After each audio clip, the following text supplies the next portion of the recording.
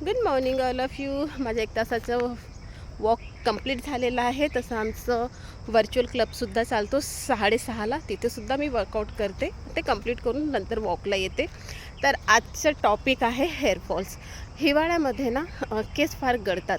कारण भरपूर रिझन आहेत आणि सर्वात महत्त्वाचं मी माझे केस दाखवते, कारण की माझे हेअरफॉल फार कमी होत असतात. हेअरफॉल का होत असते? कारण की थंडीमध्ये आपले जे स्कॅल्प असतात, जे रूट असतात, हे ड्राय झालेलं असतात आणि ड्राय झाल्यामुळे केस हे गळतात. त्यासाठी केस गळणे हिवाळ्यामध्ये थांबवण्यासाठी कुठलेही शॅम्पू यूज न करता तुम्ही छानपैकी आपलं खोबऱ्याचं तेल असते ना, त्याला थोडं गरम करायचं आणि ते रूटला मसाज करायचं छानपैकी आणि दुसऱ्या दिवशी त्याला वॉश करायचं. वॉश हे गरम पाण्यानं कधीही करू नका. नॉर्मल वॉर्म वॉटर पाहिजे केस वॉश करायसाठी नेहमी.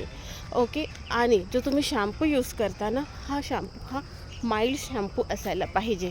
ओके. आणि माइल्ड शॅम्पूने तुम्ही केस धुवा.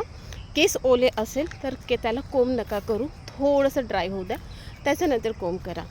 सर्वात महत्त्वाचं म्हणजे मी आता तुम्हाला ना माझे फक्त केस ओपन करून दाखवते या. तर केसांची काळजी घेण्यासाठी ना आपल्या शरीरामध्ये म्हणजे बॉडीमध्ये जोपर्यंत बायोटीन, प्रोटीन हे 2 गोष्टी फार गरजेच्या असतात केस वाढण्यासाठी. ओके. आता भरपूर शॅम्पू असे आहेत की ज्यामध्ये प्रोटीन सांगतात, परंतु प्रोटीन शॅम्पूतून इथून ते इथपर्यंतच भेटणार ना. आणि आपले केस कुठून होतात? रूटपासून ते वाढ होत असतात, राईट. तर रूटपासून वाढ होण्यासाठी आतमध्ये आपल्या शरीरामध्ये प्रोटीन गेलं पाहिजे, बायोटीन गेलं पाहिजे, तरच आपले केस हेल्दी आणि लाँग होतात आणि हेअरफॉलसुद्धा होत नाही.